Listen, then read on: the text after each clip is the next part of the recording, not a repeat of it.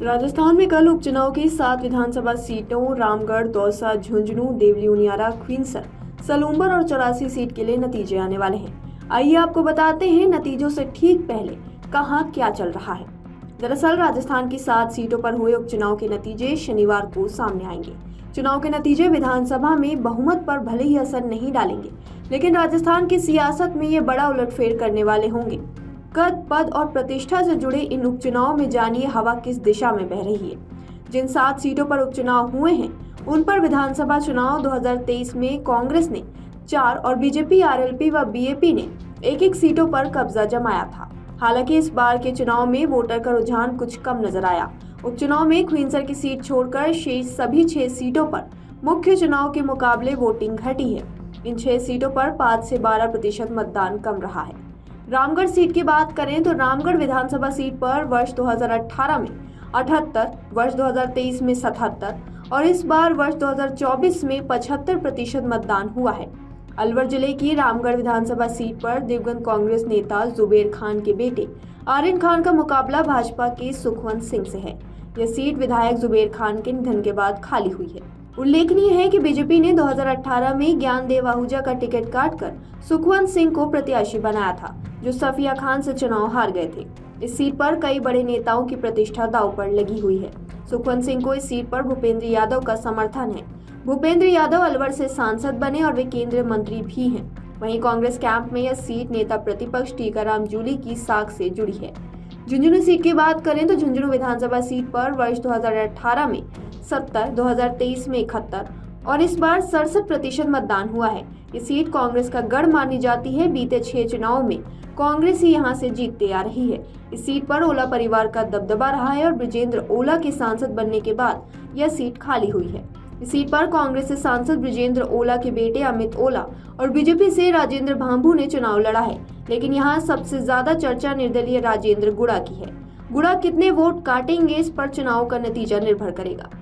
Khinvsar seat की बात करें तो खींवसर विधानसभा सीट पर वर्ष 2018 में 75, वर्ष 2023 में 73 और वर्ष 2024 में 76% मतदान हुआ है। मुंडवा सीट के खत्म होने के बाद अस्तित्व में आई यह सीट यह हनुमान बेनीवाल के लिए इज्जत का सवाल है। आरएलपी सुप्रीमो हनुमान बेनीवाल ने इस बार भाई नारायण बेनीवाल का टिकट काटकर पत्नी कनिका बेनीवाल को प्रत्याशी बनाया है। वहीं बीजेपी ने आरएलपी छोड़कर आए रेवंत राम डांगा को मैदान में उतारा था। कांग्रेस ने यहां से डॉक्टर रतन चौधरी को चुनावी मैदान में उतारा है। बेनीवाल 4 बार विधायक रह चुके हैं, वहीं लगातार दूसरी बार नागौर से सांसद हैं। देवली उनियारा सीट की बात करें तो देवली उनियारा में वर्ष 2018 में 71, वर्ष 2023 में 73 और वर्ष 2024 में 65% मतदान हुआ है।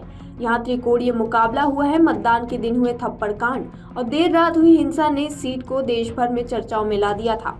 देवली उनियारा से कांग्रेस के बागी नरेश मीणा ने निर्दलीय मैदान में उतरकर चुनाव को त्रिकोणीय और रोचक बना दिया है। हालांकि नरेश मीणा पहले भी कांग्रेस से बगावत कर छबड़ा विधानसभा सीट से चुनाव लड़ चुके हैं। इस सीट से कांग्रेस के कस्तूरचंद मीणा और बीजेपी से राजेंद्र गुर्जर मैदान में हैं। यहाँ सांसद हरीश चंद्र मीणा और कांग्रेस के दिग्गज सचिन पायलट का प्रभाव है। वहीं सलूंबर सीट की बात करें तो सलूंबर विधानसभा सीट पर वर्ष 2018 में 70, वर्ष 2023 में 71 और वर्ष 2024 में 67% मतदान हुआ है।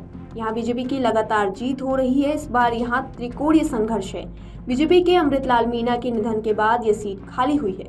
भाजपा ने उनकी पत्नी शांता देवी मीणा को प्रत्याशी बनाया है। वहीं कांग्रेस ने उनके सामने रेशमा मीणा को मैदान में उतारा है। वहीं भारत आदिवासी पार्टी की तरफ से जितेश कटारा ने इसी सीट से चुनाव लड़ा है। ये सीट बेहद कांटे की टक्कर की होने वाली है।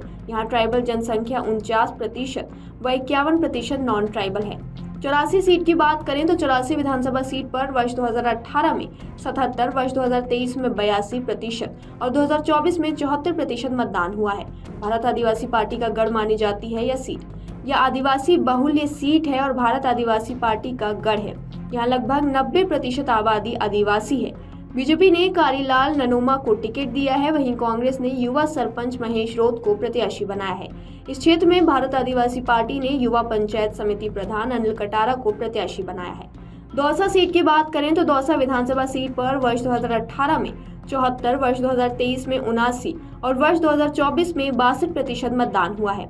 रामगढ़ विधानसभा सीट पर वर्ष 2018 में 78, वर्ष 2023 में 77 और इस बार वर्ष 2024 में 75% मतदान हुआ है। इस सीट के नतीजों पर सियासत की नजरें गड़ी हैं। दौसा सीट पर भाजपा ने किरोड़ी लाल मीणा के भाई जगमोहन मीणा को टिकट दिया है। वहीं कांग्रेस ने पायलट समर्थक डीडी बैरवा को प्रत्याशी बनाया है। सांसद मुरारी लाल मीणा के दौसा से जीतने के बाद यह सीट खाली हुई थी। इस सीट पर किरोड़ी लाल मीणा और कांग्रेस के दिग्गज सचिन पायलट की साख की लड़ाई है।